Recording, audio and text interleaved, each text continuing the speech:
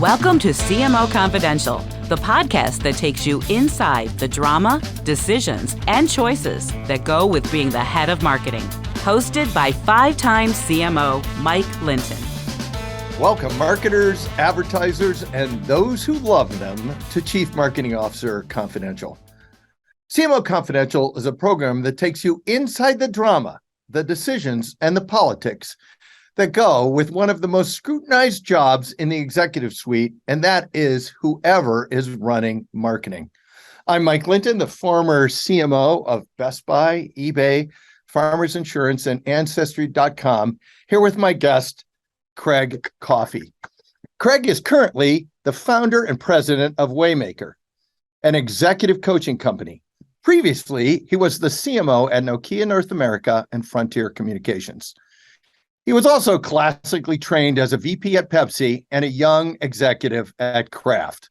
Full disclosure, Craig and I both teach at CMO Bootcamp, so I've watched him in action, and he is impressive. Listeners should have high expectations. Welcome, Craig.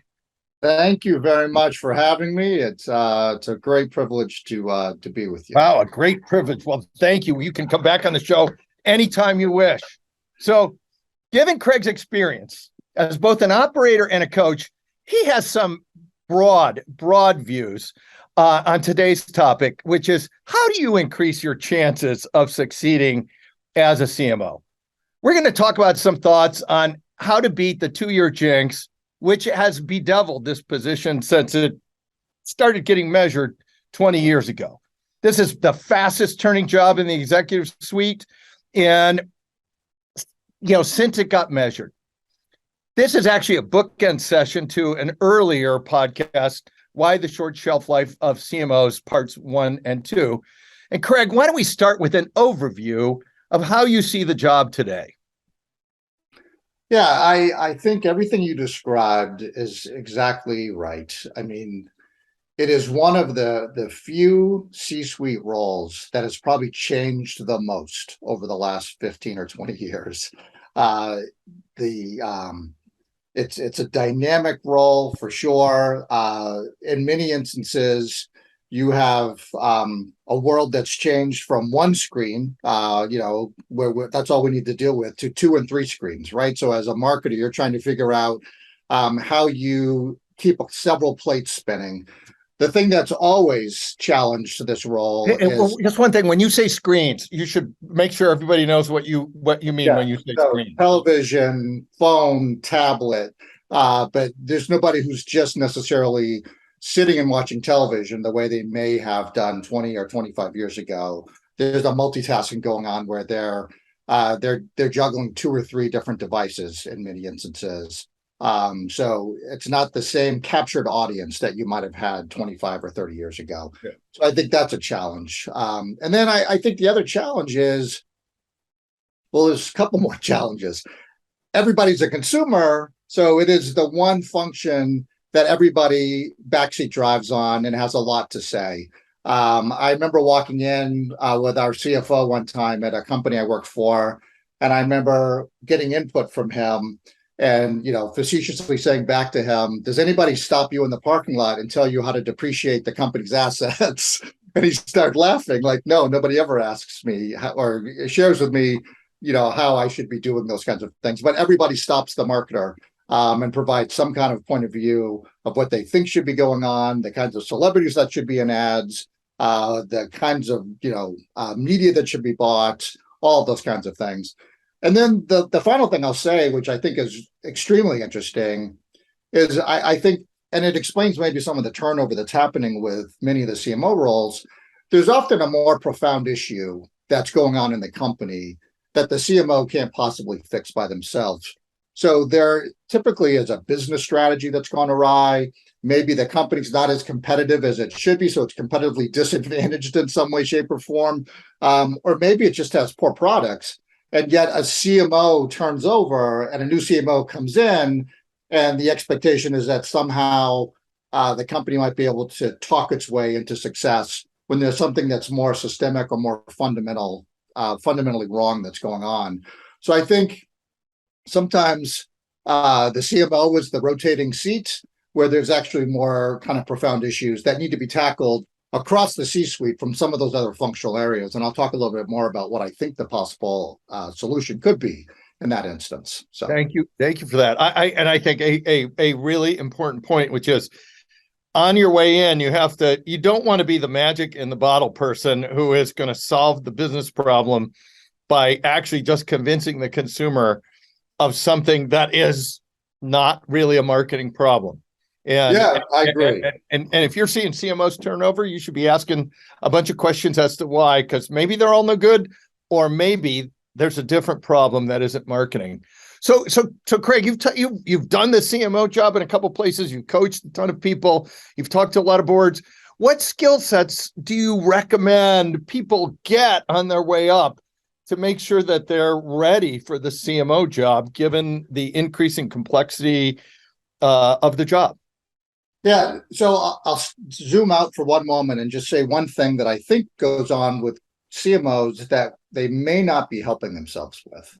I think sometimes when you talk to a CMO and you ask them like, hey, tell me what you do or what's going on, they still talk about themselves in the traditional way that like CMOs used to do their jobs. They talk in terms of TV spots and they talk in terms of advertising and branding and all of those kinds of things. But the CMO role is probably a much bigger role than your latest TV spots or your latest radio ad and those kinds of things. But often when people describe it, that's the way they describe it.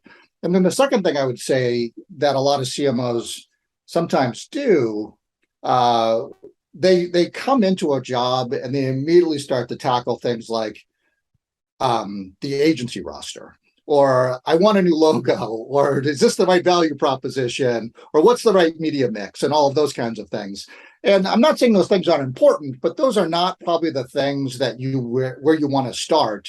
And I think that starts to kind of reinforce the narrowness of what marketing is about. So when I think about the skill set that's probably required, there's a couple of things. I think there's this broad strategic thought that I think really good CMOs have. And it's not just strategic marketing, but they're business strategists as well. They're very good at being able to think, zoom out and see and wear the big hat and be like help the company think through its broader business strategy in addition to marketing strategy. The second thing I think they're really talented at is they have the creative sensibilities or the creative nuance. And then the third skill that has become, I think, paramount is this ability to be analytical and to have this kind of this ability to be quantitative and really understand like every lever you pull, what you get for that. And I think the challenging thing is there's not many jobs where there's that broad of a scope or there's that broad of a span where you have to be able to do a lot of things really well like that. But I think if you're able to do, let's say, 2 of those things really well, you can be successful. You may have to surround yourself on your team with the one that you're not great at, but I think you need to be able to think strategically very, very well. And I think you need to be able to have the creative sensibilities. But I think that's just the basics. I think there's a whole range of other tactics, or not tactics, but skills that I think a CMO needs to truly be successful in this day and age. And we'll probably launch into this when we talk more. So business person first, marketer second. And also what I would add to that is if you can't speak financial, you are extremely disadvantaged in the company. Yeah. But let's talk about this because you were talking about narrow skills versus broader skills. One of the things you're seeing, or at least I'm seeing in a bunch of companies now, is with the measurement of performance marketing and the drive for performance marketing, particularly in the area where sales was everything, even if it wasn't unprofitable. A lot of CMOs getting promoted out of that space. And where they haven't had a broad range of some of the other areas of skill. Are you seeing the same trend? And if so, what's driving this trend? And then how do you recommend those CMOs broaden their skill set when they walk into the job? That's like 20 questions in one. So take it any way you want. Yeah, so I think I'm a big fan of performance marketing, and I think that's great. But I don't think that's the only role that a CMO should have. So for companies that are kind of promoting from within and having that be the gold standard of what they're basing the CMO job on, it might work in the short term. It may not work longer term. I think it misses two elements that are important. Brands still matter. And I think often consumers pick brands that they feel like they have a shared value system with. And then I would say employees pick companies they want to work for that have some kind of aligned purpose that they have. And it's not just about profit, but it's about purpose and profit. So in this day and age where there's a tight labor market, I don't know, the unemployment rate is 3.6, 3.7%, something like that. Employees want to work someplace where they feel like they have a shared value system or they believe in the purpose of the company. And if you're just around the demand gen piece and what the numbers say, and the brand is kind of eroding, I think that could be problematic. So for the person who happens to be in that role, this is one of these many skills that I think you need to have in today's role as a CMO. If you're all about the performance marketing piece, then you need to make sure you've built a team around you that has an incredible skill set that can do some of those things that fill in the areas that you don't have. And I would say that for any CMO, not any one CMO has all of the skills that's needed. One of the most important things they need to be doing is kind of surrounding themselves with the best possible talent they can. So if you're coming out of performance marketing and you haven't had that much experience with creative, you mentioned creative nuance earlier.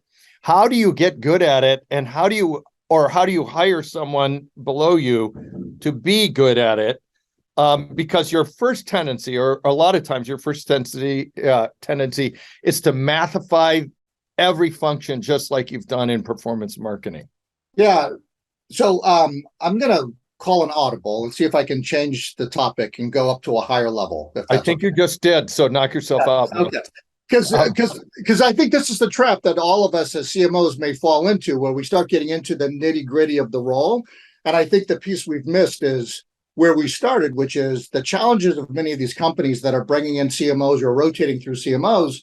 There happens to be maybe a more fundamental issue going on with the company. Yeah, like the value equation is no good. The pricing is off. The product stinks.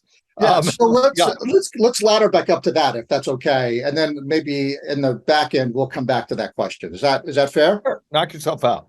Yeah, so I think one of the things that CMOs need to do is they just need to think about building alignment with the CEO and with the board. Now, maybe this is in the interviewing process. What happened to your last 4 CMOs, by the way? Why are you hiring me?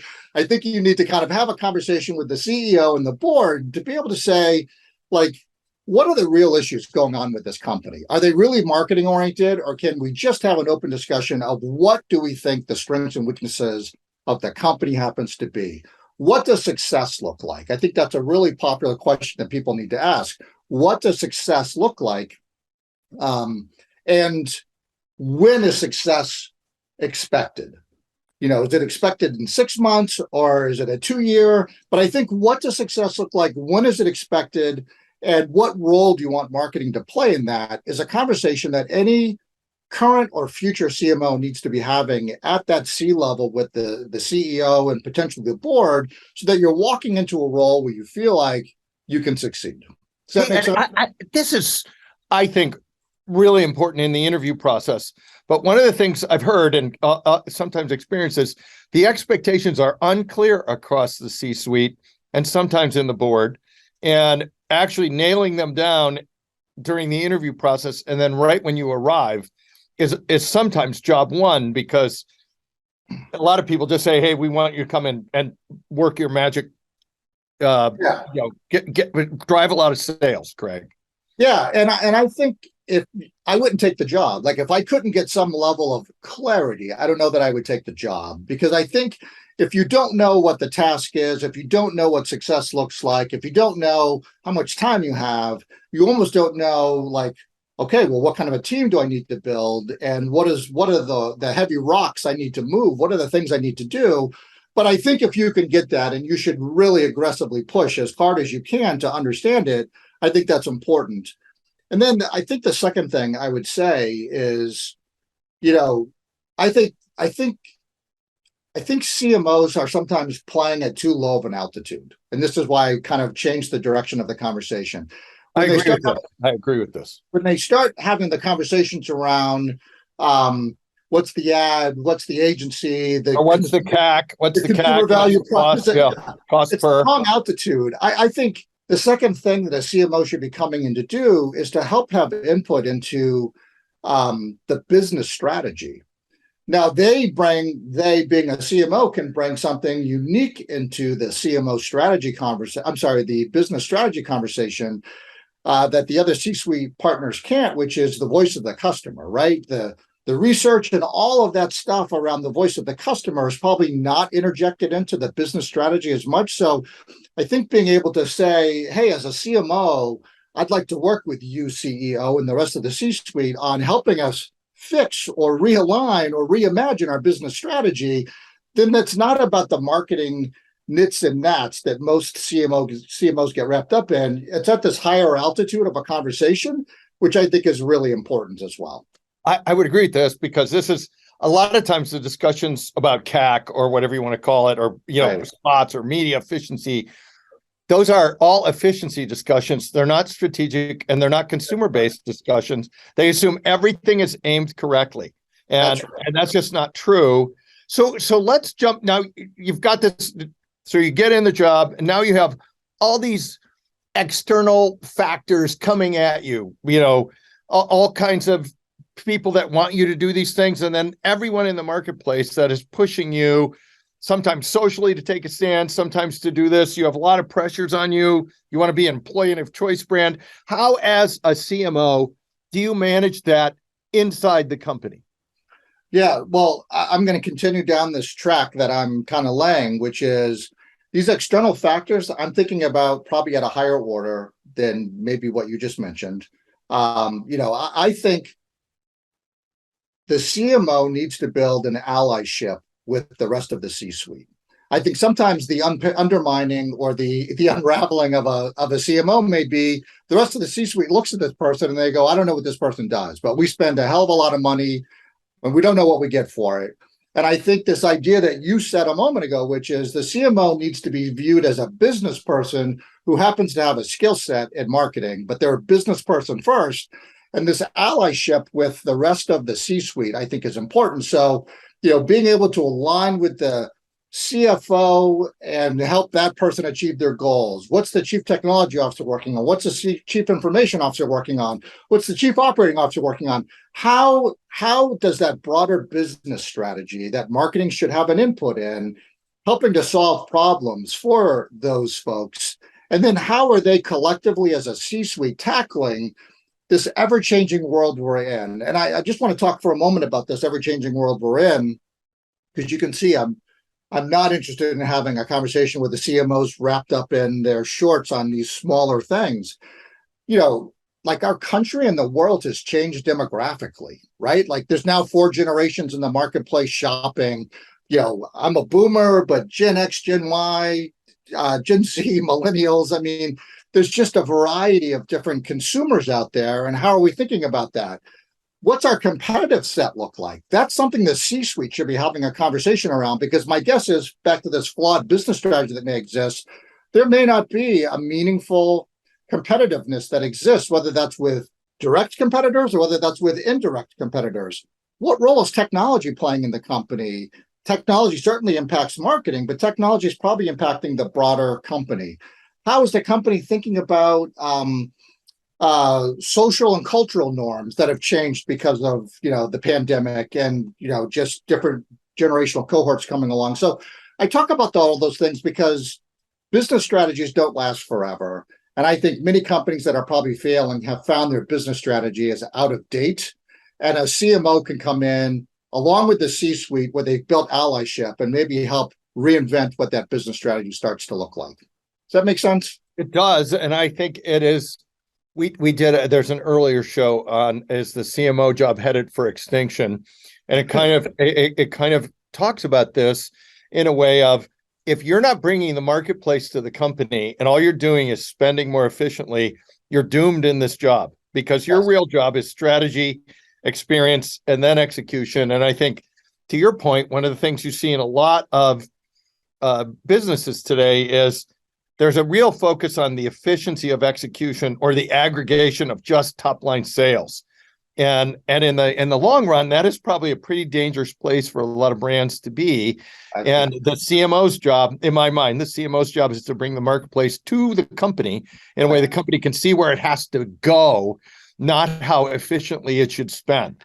I think that's right. And the only add I would make to that is do it with your C-suite peers so they feel like there's followership and they have input of bringing the marketplace to the company. And it's not just the marketing team deciding that. And I think to the other point that we started on about the talent, all that stuff that we used to get excited about, the efficiency and making ads and making radio spots and billboards and digital and everything else, drive that down to your team. Like you as a CMO, play at this altitude up here that's helping to drive the company and the vision and the business strategy.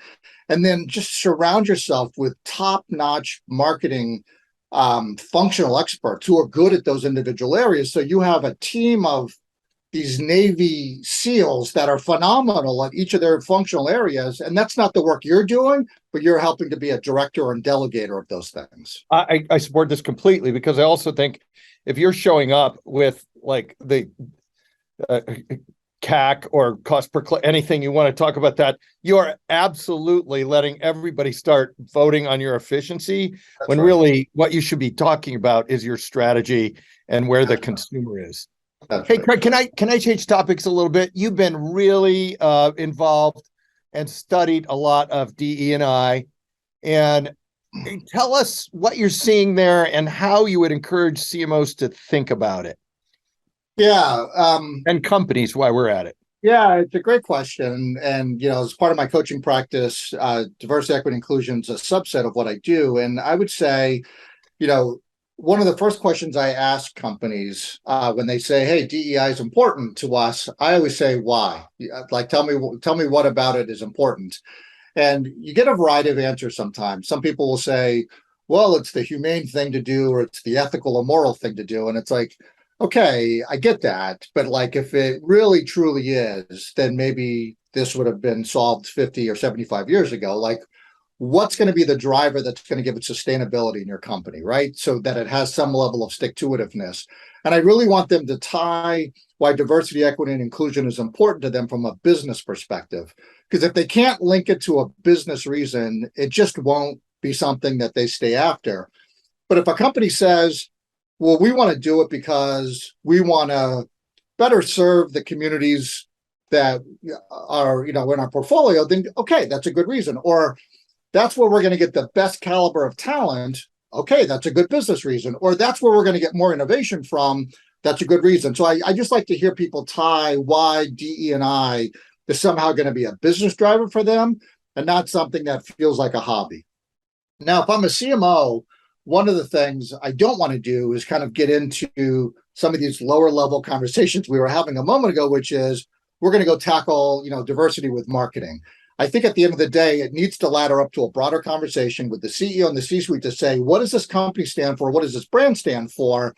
And let's do some internal kind of understanding of where we are as a company. So what does our workforce look like? Do we have diversity in our workforce? And do we have it at every level, or do we have it at just our frontline workers? And how do we fix that as fast as we possibly can? Are we involved in the community in some way, shape, or form, where we're actually putting our actions and our money behind whatever we're about to say, but we're literally showing up for our community in some way, shape, or form? Are we helping to impact what's happening at the local and state government level in some way, shape, or form? I just think it's important that companies do some little bit of internal inventory first to see where they are before they go advertise or talk about something externally to consumers, because I think it'll come back and bite them. Because companies will say, well, wait, I feel like there's a bit of hypocrisy. You're saying this in your marketing, but you don't operate that way. Your board still looks a certain way. Your senior leadership still looks a certain way. You don't seem to be demonstrating diversity, but you're talking about it to consumers as if you are. So are you saying marketing should not be leading the DE&I? The company should be doing DE&I. And if marketing is leading it, a lot of times it's going to be, I guess, for lack of a better word, virtue signaling for a company that actually isn't doing the work. Yeah, that is what I'm saying. I mean, I just think the company should be able to do several things at once. But unless you have your house in order where you're literally starting to have a high say-do ratio, we say we're like this, we say we're about this, but it's showing up in our workforce. It's showing up in what our board looks like and what our senior team looks like. I think it could be one of those things that consumers can find out pretty quickly, right? Like 5 minutes of search, you can kind of see what companies' officers look like, what the board looks like. You can see pretty quickly if a company is standing true to what they're saying or not. And I think in this day and age of consumer activism, where we've seen this for 20 years, where consumers will torch somebody in social media. But the other thing that's new, certainly in the last 5 or 10 years, has been employee activism, where employees are starting to turn on their own companies and say, we are saying this as a company, but this is not how it's like on the inside. That can really be a death knell for companies. I think this is a great point about do the work, then do the marketing. Don't think the marketing is actually doing the work. Yeah. So Craig, as we move towards a close here, last question, and you can pick which direction you want to take it. Funniest story you want to share or practical advice we haven't talked about that you want to give our listeners before we ring off. So floor is yours. Yes, thank you. I have a lot of funny stories, but I haven't gotten permission from some of my peers to be able to. You're just going to tease us with the funny stories. Thank you, Craig. Very helpful. Yes. I don't want to implicate some of my peers. He's hilarious. Trust me. He's really funny, people. From some of the silly things or big mistakes I've probably made in my career. But I would say this to CMOs, aspiring or current. I would say there's an old saying, what got you here won't get you there. And the things that used to excite you about marketing,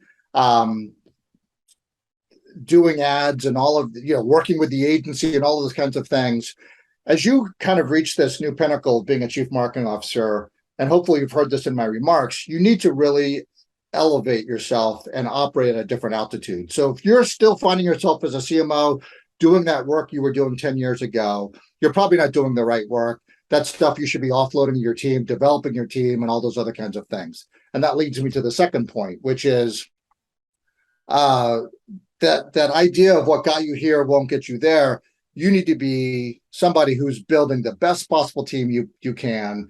You need to be somebody who is surrounding yourself with knowledge, even beyond what you have. If you're the smartest person in the marketing organization, you probably have done a disservice to yourself and to the company. It's okay to be surrounded by people who are smarter than you in a range of areas that you're not familiar with, and then just be really good at clarifying priorities, be really good at delegating and directing and getting the best out of those people and letting them do that work that you used to do while you are spending time at the higher levels of the organization, helping to shape the company strategy and the role that marketing can play in helping to deliver that broader company strategy.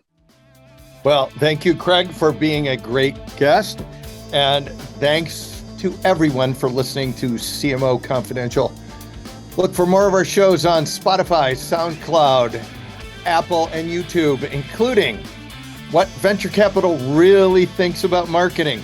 Also, what private equity really thinks about marketing, what your agency wants to tell you but won't, and a couple of shows we talked about, why the short shelf life of CMOs, and is the CMO job headed for extinction? Hey, all you marketers, be safe out there. This is Mike Linton signing off for CMO Confidential.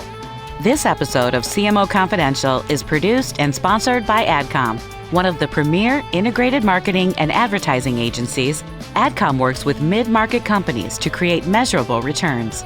With 30-plus years experience, AdCom partners to lead innovative strategy, creative, media, and analytics for growth-oriented brands that want to differentiate themselves in a crowded field. Working in B2B, B2C, healthcare, financial services, transportation, building products, and consumer goods, AdCom leverages unique internal and external insights to create dynamic and lasting brands ready to maximize their market position. For more information, visit us at engageadcom.com.